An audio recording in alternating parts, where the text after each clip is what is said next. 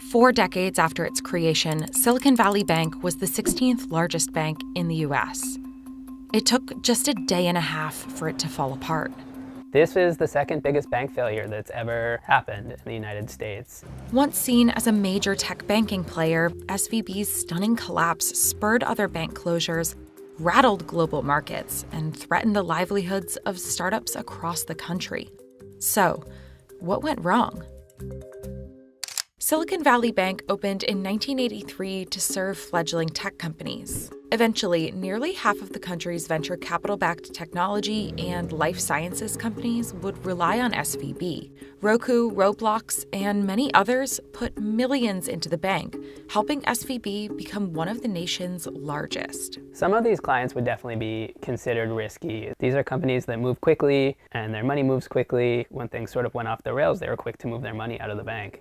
After the banking crisis that triggered the Great Recession, President Barack Obama signed the Dodd-Frank Act, making banks like SVB face stricter regulation. It is designed to make sure that everybody follows the same set of rules. But 8 years later, during the Trump administration, some of those regulations on smaller banks were rolled back.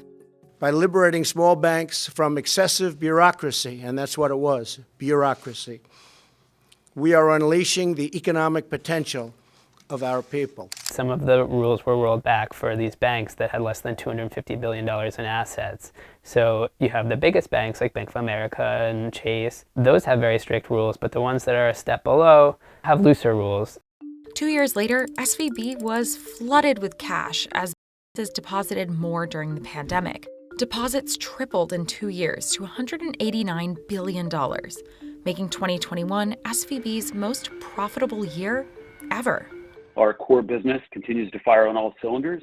So SVB Financial took that cash and bought tens of billions of dollars of longer-term U.S. Treasuries and government-backed mortgage securities, products usually considered safe. People and companies just put money in their bank accounts, and banks said, we have to do something with this. We have to earn some income on it. So they bought bonds with it. SVB's securities portfolio rose about $100 billion in under a year.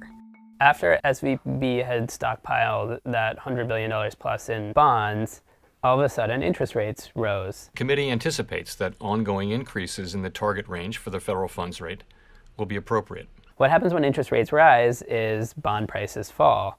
Banks, including SVB, that were holding on to a lot of bonds, were sitting on a bunch of losses. Soon, SVB's investments were worth $17 billion less than their fair value. And so all of a sudden, the gap between what SVB had paid for those bonds and what they were worth on paper had jumped to more than $17 billion. And that was the key risk that would eventually lead to SVB's undoing. Making matters worse, as interest rates rose, new deposits shrank, falling nearly $30 billion from March to December. Talking about the end of 2022, CEO Greg Becker told CNBC, "We kind of felt that bottoming out. We've kind of felt that we were kind of at that lower point." The vast majority of the bank's deposits were held in just 37,000 accounts that held more than $250,000, the amount insured by the FDIC. Then, in a regulatory filing on March 8th, SVB announced it sold a large chunk of securities at a loss of about $1.8 billion to help it cover that decline in deposits. The regulatory filing that Wednesday sparked a lot of fear. The stock fell a tremendous amount, which is never a good sign. And investors were already on edge. Crypto-focused bank Silvergate had just announced it would wind down and return all deposits. So the bottom was about to fall out. Startup CEOs began receiving urgent calls from panicked venture capital investors. He was out of breath, like he had just run a marathon, and he said, "Take your money out of SVB. Go into your account, take your money out as soon as possible." What started as a trickle of withdrawals quickly turned into a tidal wave as word spread across the valley. More and more startups pulled their cash. It was a run on the bank and the beginning of the end for SVB. The next day, the bank's stock price went into free fall as customers tried to withdraw $42 billion in deposits. SVB ran out of cash. All of a sudden, everyone's saying, whoa, wait a minute, this bank is risky.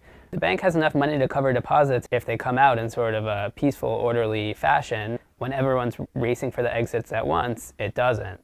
That day, regulators seized the bank. The FDIC said in a statement that customers would have full access to their insured deposits in 3 days.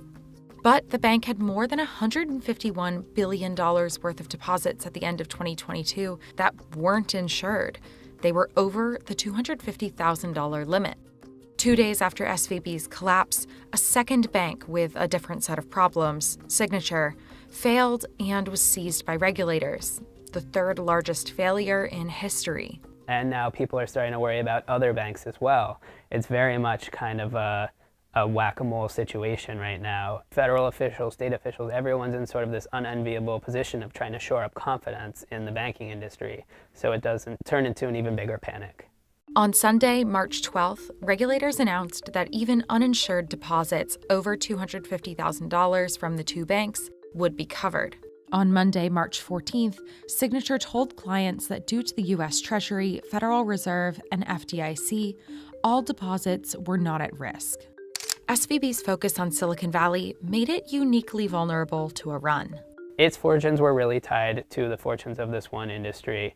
But what's more, this is an industry that has flighty deposits. You can't really rely on this short-term funding necessarily to support these long-term investments in bonds. Now, some, like President Joe Biden, are blaming the Dodd-Frank Act rollback for the failures. I'm going to ask Congress and the banking regulators to strengthen the rules for banks to make it less likely this kind of bank failure would happen again. With investigations into SVB underway, the bank's clients will see their money returned, but shareholders are out of luck. When asked about the possibility of bailing out Silicon Valley Bank, the Treasury Secretary said, "We're not going to do that again, but we are concerned about depositors and are focused on trying to meet their needs."